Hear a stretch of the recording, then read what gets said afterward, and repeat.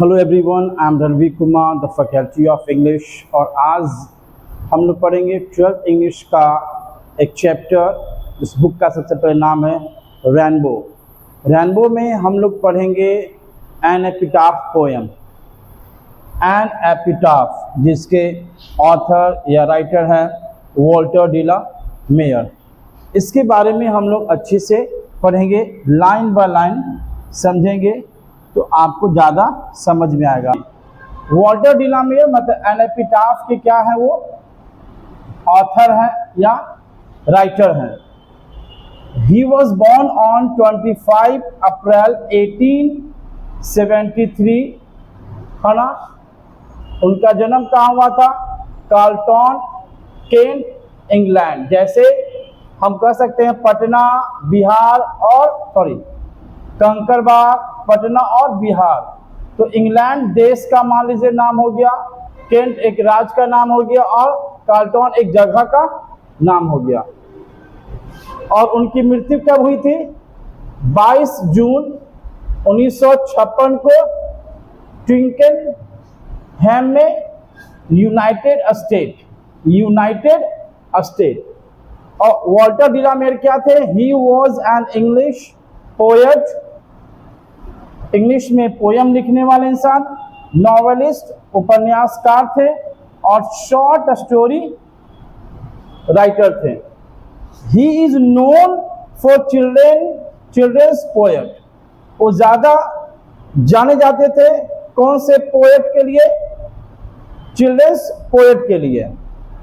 He lost his father at the age of 4। जब वो 4 साल के थे तो उनके पिताजी की मृत्यु हो गई थी और पूरे फैमिली के साथ वो कहाँ शिफ्ट हो गए थे? लंदन में। कुछ उनका फेमस देख लेते हैं पोयम, जो फेमस उनका नाम है, फेमस वर्क्स जैसे है पीकॉक पाई कब लिखा गया था? 1913 में। सॉन्ग्स फॉर चिल्ड्रन कब लिखा गया था? 1885 में। और एक और है द लिसनर्स। दो इनका जो पोयम था बहुत ज्यादा फेमस हुआ था, पीकॉक पाई और लिसनर। उनको 1953 में क्वीन एलिजाबेथ के हाथों सम्मानित किया गया था और सम्मान का नाम क्या था? Order of merit. Order of merit क्या नाम था? Order of merit. अब चलिए, अब वॉल्टर डी ला मेयर का जो पोयम है एन एपिटाफ, उसको पढ़ते हैं। चलिए, लिखा हुआ here lies a most beautiful lady.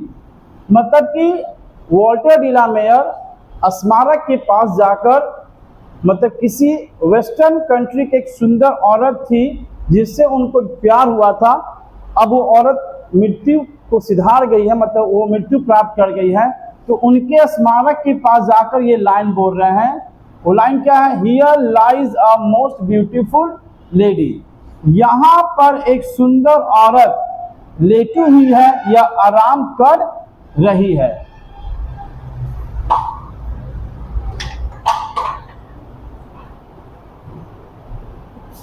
फिर कहते हैं she was light of state and she was light of heart. वो औरत हंसमुख थी और चंचल थी। मतलब कि वो खूबसूरत औरत का जो नेचर था हंसमुख था और चंचल था। हंसमुख था और चंचल था। उनके नजर से I think she was the most beautiful lady. वह औरत अति सुंदर या बहुत ज्यादा ही सुंदर थी उनके नजर में, उनकी सोच से। That ever was in the west country. मतलब पश्चिमी देश में उस टाइप की सुंदर औरत कभी नहीं देखा गया है उनके नजर में। और वो that ever was in the west country, वह पश्चिमी देश में कभी दिखाई दी थी। मतलब उतनी सुंदर लड़की ना के बराबर दिखाई दी, लेकिन इनको दिखाई दिया था कि उनके नजर में वो औरत क्या थी? बहुत ज्यादा ही सुंदर थी।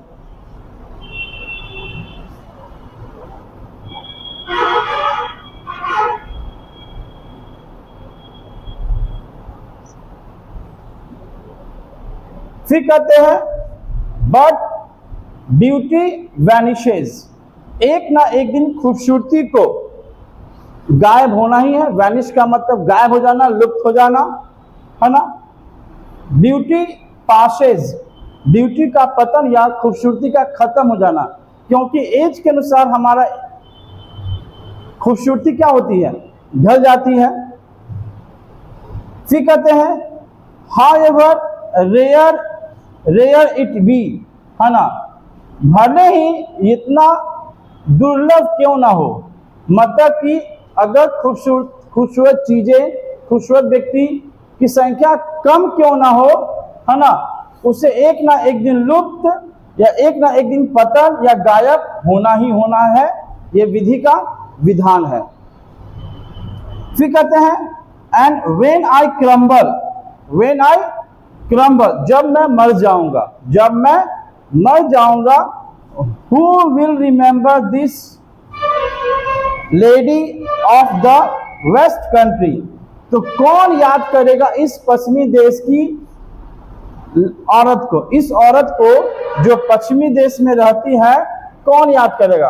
क्योंकि जब मैं ही नहीं रहूंगा इस धरती पर, जब मैं ही मर जाऊंगा, तो उस औरत को जो वेस्ट कंट्री की है उसे कौन याद करेगा। क्योंकि वॉल्टर डी ला मेयर उस औरत से क्या करते थे, मोहब्बत करते, प्यार करते थे।